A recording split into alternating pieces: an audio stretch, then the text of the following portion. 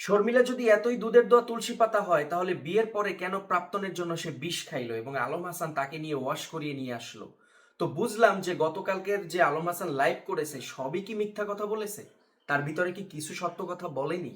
আলম হাসানের স্টেটমেন্ট অনুযায়ী তার বোন কিছুই জানে না ফেসবুক সম্পর্কে, তারপরে তাকে ফেসবুক পেজ খুলে দেয়। এবং আপনারা একটা জিনিস বুঝেন, এই শর্মিলা বারবার লাইভে এসে বলে যে আমি ফেসবুকে শুধুমাত্র আপনাদেরকে জানানোর জন্য বলতেছি, ইনকাম করা আমার কোনো উদ্দেশ্য না। তার যদি ইনকাম করার উদ্দেশ্যই না থাকে তাহলে সে কেন সাধারণ ব্লগ ভিডিও আপলোড করে, মানে রিলস আপলোড করে। সে শুধু লাইভ করে যাবে, তার কথাগুলো বলে যাবে, তারপর তার ভিডিও তার আপলোড করার প্রয়োজন নেই। সে কিন্তু লাইভের পাশাপাশি তার দৈনিক যে ব্লগগুলো সেগুলো কিন্তু সে আপলোড করতেছে। তো এর মাধ্যমে কিন্তু বোঝা যায় যে সে মানুষের সিম্প্যাথিকে কাজে লাগিয়ে তার পেজটাকে বড় করতে চাচ্ছে। এবং শুধু ওইটা না, তার কমেন্ট বক্সে দেখলাম শর্মিলার বান্ধবী মিম নাকি হ্যান ত্যান, মানে অনেকগুলো পেজ অলরেডি তাকে এই ইস্যুটাকে কাজে লাগিয়ে তার পরিবারের লোকজন এবং তার যে বান্ধবীরা আছে সবাই কিন্তু অলরেডি পেজ খুলে দেখতেছে, অলরেডি অনেক ফলোয়ার হয়ে গেছে। মানে এটা একটা ব্যবসা, আপনারা এটা বুঝে নেন।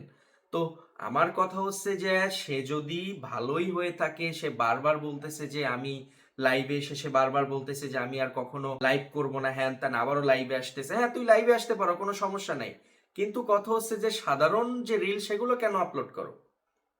দেখেন, ওই সিম্প্যাথির আগে তার অল্প কিছু ফলোয়ার ছিল, এখন কিন্তু অনেক ফলোয়ার হয়ে গেছে, এখন তার ভিডিওতে মিলিয়ন মিলিয়ন ভিউ। এখন সে রেগুলার ব্লগ ভিডিও আপলোড করতেছে এবং ওর কথার ভিতরে কিন্তু মোটামুটি অহংকার প্রকাশ পায়। মাঝে মাঝে ভিডিওতে সে বলে এই যে বাড়িঘর দেখায়, হ্যান ত্যান, আমার বাপের কোনো কিছু অভাব নাই, হ্যান ত্যান। এটা বলার কি দরকার ভাই? তোমার ঘুরাই ঘুরাই কি দরকার? তোমার কি বলছে তুমি না খায় মরো, তুমি ফকির? ফেসবুকে তো মানুষ কন্টেন্ট তার শখের বসে আপলোড করে। Turn your passion into profit.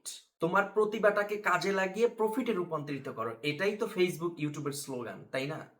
বিশ্বাস করেন, এই শর্মিলার ভিডিওগুলো যখন দেখতাম আমার কাছে মনে হতো অনেক সরল সহজ, কিন্তু গতকালকে রাত্রে যে লাইভটা করলো আলম হাসান, এটা দেখার পরে আমার কাছে মনে হয়েছে যে এখানে আসলে আলম হাসান যে সব মিথ্যা কথা বলছে তা কিন্তু নয়, অনেকই সত্য কথা বলছে।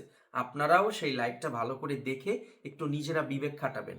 শর্মিলার এই সমস্ত কান্নাকাটি, সিম্প্যাথি, এগুলো আপনারা নিজেই বুঝতে পারবেন। মানে প্রমাণ যদি আলম হাসান দেয় তাহলে তো এটা প্রমাণ হয়ে গেল যে কে খারাপ।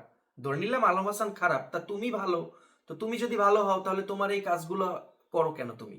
আলম হাসান যে 100% ভালো, সে যে একেবারে দুধের দোয়া তুলসী পাতা, আমি সে কথাও বলছি না। তুমি একটা সংসারে গেছো, আলম হাসান একটা ছেলে আছে সেটা জেনে, ওর আগের অনেক কাহিনী আছে সেগুলো জেনেও গেছো। এর আগে কয়েকদিন আগে মেয়ে নিয়ে কত কাহিনী হলো সেটা তো তুমি জানোই। তো ওখানে গিয়ে তোমার তো এই ধরনের অ্যাক্টিভিটি করার দরকার নেই। কোনো হাজবেন্ড তো এগুলো আসলে পছন্দ করবে না।